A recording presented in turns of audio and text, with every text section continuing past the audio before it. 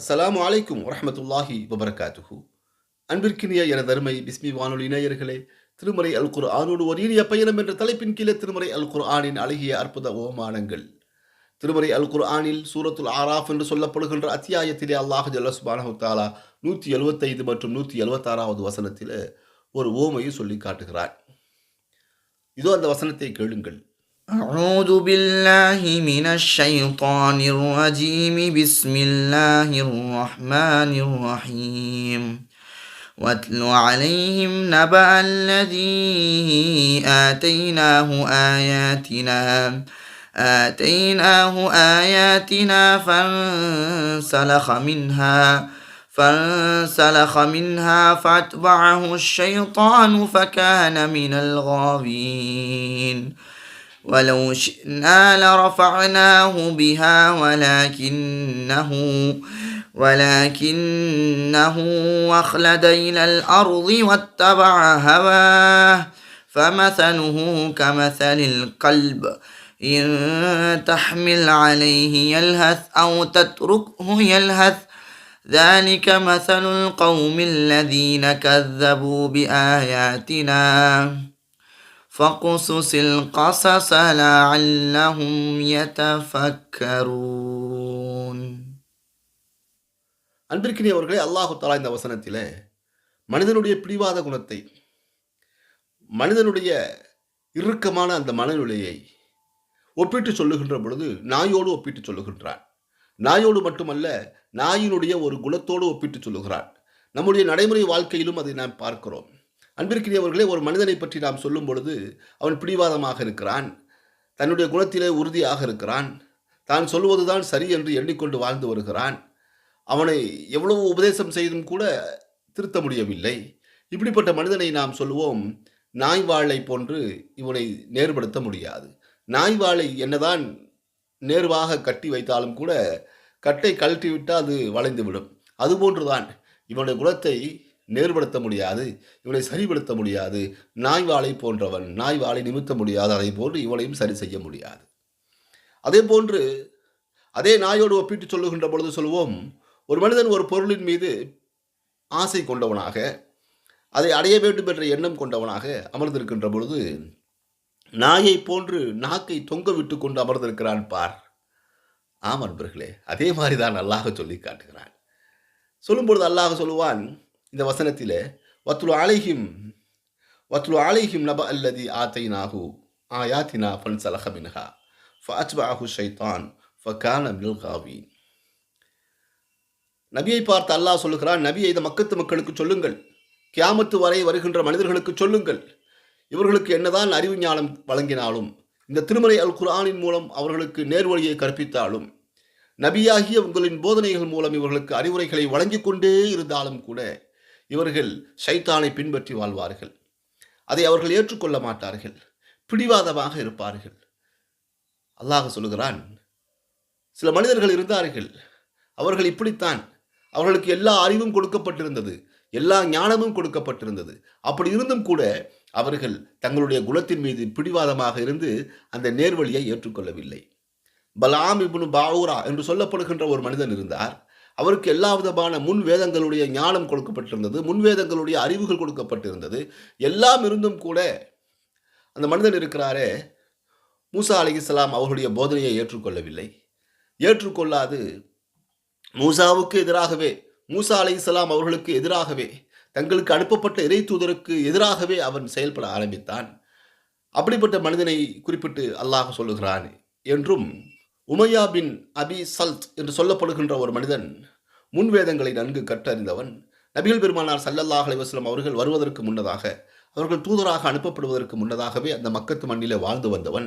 அவன் முன்வேதங்களின் மூலமாக நன்கு படித்து அறிந்து தெரிந்திருக்கிறான். ஒரு நபி வருவார், இறுதி நபி ஒருவர் வருகிறார், இறுதி நபி ஒருவர் வர இருக்கிறார், அவர் வரக்கூடிய காலம் நெருங்கிவிட்டது என்றெல்லாம் அவன் கற்றிருந்தான்.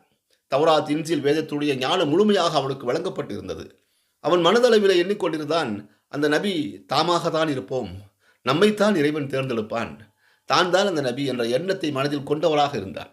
ஆனால் அல்லாஹ் ஜல்ல சுப்ஹானஹு வ தஆலா நபிகள் பெருமானார் ஸல்லல்லாஹு அலைஹி வஸல்லம் அவர்களை தூதராக தேர்ந்தெடுத்த பொழுது நபி ஸல்லல்லாஹு அலைஹி வஸல்லம் அவர்கள் தான் இறைவனால் அனுப்பப்பட்ட தூதர் என்று மக்களுக்கிடத்தில் எடுத்து சொன்ன பொழுது, தனக்கு இறைவேதம் திருமறை அல் குர்ஆன் இறக்கப்பட்டு கொண்டிருக்கிறது என்ற செய்தியை மக்களிடத்திலே சொன்ன பொழுது, பொறாமை கொண்டவன் உமையா பின் அபி சல்த் என்பவன் ஆவான்.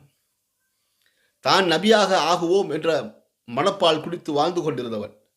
முன்வேதங்களின் மூலமாக எல்லாம் அறிந்திருக்கிறான். முன்வேதங்களில் நபி எப்படி இருப்பார் என்ற அடையாளங்கள் சொல்லப்பட்டிருந்தது. இந்த அடையாளங்கள் எதுவுமே இவனிடத்தில் இல்லை என்று சொன்னாலும் கூட தான் தான் அந்த நபி என்ற எண்ணம் அவன் கொண்டிருந்தான். ஆனால் இதற்கு நேர் மாறாக முஹம்மது ஸல்லல்லாஹு அலைஹி வஸல்லம் அவர்களை அல்லாஹ் நபியாக தேர்ந்தெடுத்த பொழுது அவன் பொறாமை கொண்டான்.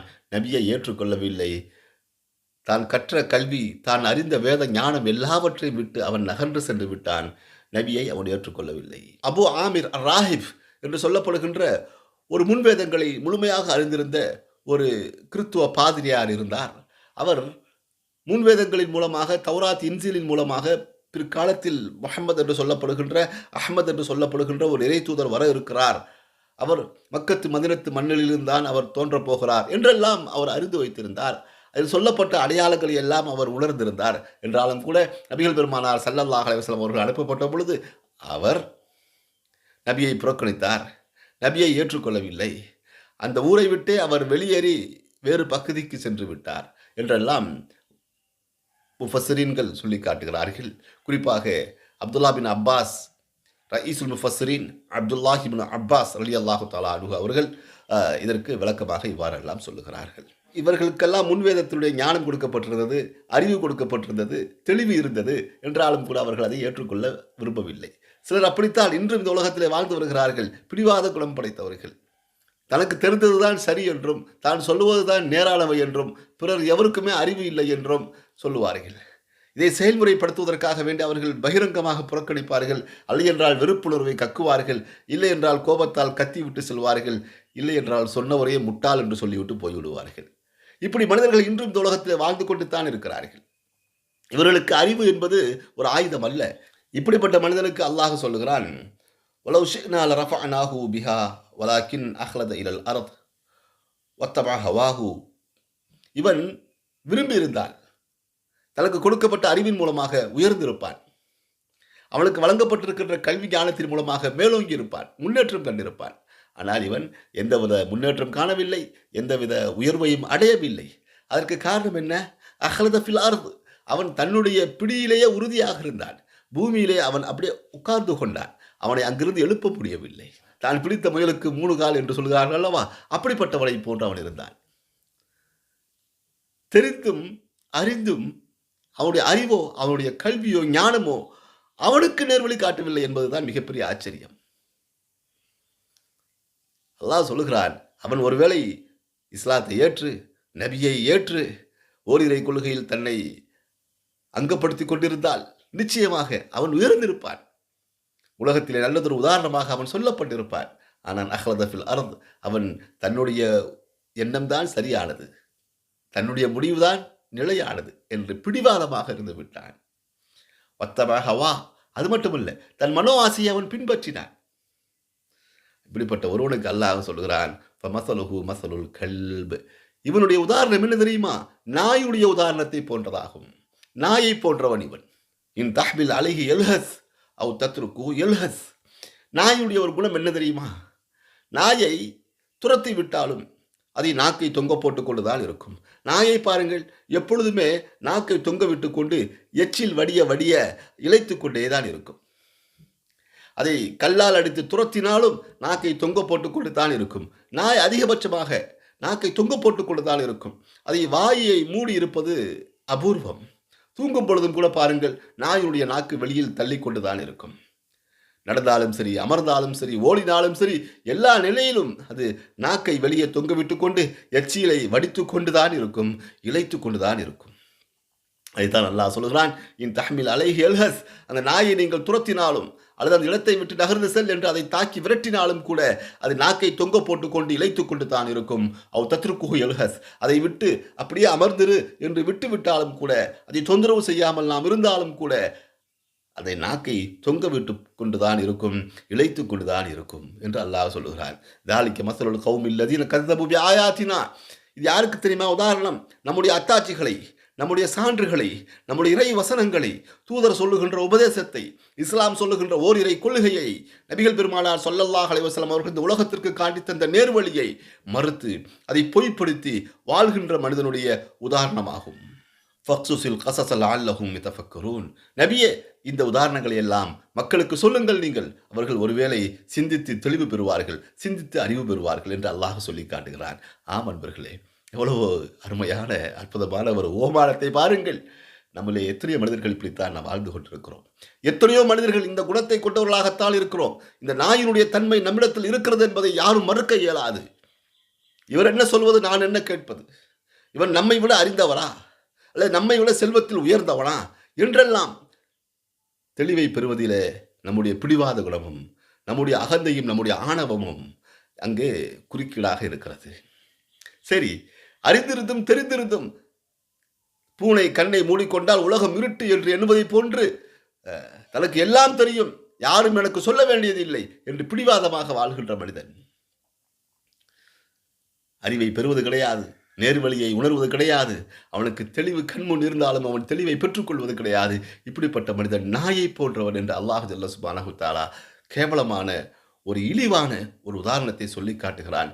இதைவிட ஒரு கேவலம் வேண்டுமா? இதைவிட ஒரு ஓமை இந்த உலகத்தில் வேறு யாராவது சொல்ல முடியுமா?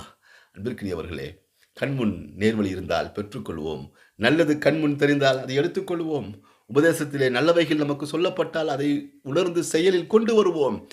நமக்கு தெரிந்ததுதான் சரி என்று எண்ணத்திலே ஒருபொழுதும் இருக்கக்கூடாது. இருந்தால் அல்லாஹ் சொல்லுகின்ற நாயின் உதாரணத்திற்கு நாம் ஒப்பாகி விடுவோம். அல்லாஹ் பாதுகாக்க வேண்டும். நம்மிடத்தில் இருக்கின்ற அந்த மமதை குணத்தை நாம் அகற்ற வேண்டும். நல்லவைகளை பெற்று நல்வழி பெற்று நாம் நம்முடைய வாழ்க்கையை அமைத்துக் கொள்ள வேண்டும். பிடிவாதம் என்பது கூடாது. நபிகள் பெருமானார் ஸல்லல்லாஹு அலைஹி வஸல்லம் அவர்கள் சொல்லுவார்கள், பெருமை கொண்டவன் ஒருபொழுதும் கல்வியை பெற்றுக்கொள்ளவே முடியாது. மமதையோடு வாழ்கின்ற ஒரு மனிதன் ஒருபொழுதும் நேர்வழியை அடைந்து கொள்ள முடியாது. அகந்தையை அகற்றுவோம், நல்வழியை பெற்றுக்கொள்வோம். சிறுபிள்ளையாக இருந்தாலும் கூட அவர் சொல்லுவது சரியான விஷயம் என்று சொன்னால் அதை ஏற்றுக்கொள்வோம். அன்பிற்கினியவர்களே, அப்படிப்பட்ட ஒரு மனிதர்களாக அல்லாஹ் நம் அனைவர்களையும் ஆக்கி அருள் புரிவானாக. மீண்டும் இன்ஷா அல்லாஹ் திருமறை அல் குர்ஆனின் அழகிய அற்புத ஓமானங்களோடு நாளை சந்திப்போம். அஸ்ஸலாமு அலைக்கும் வரஹ்மத்துல்லாஹி வபரகாத்துஹு.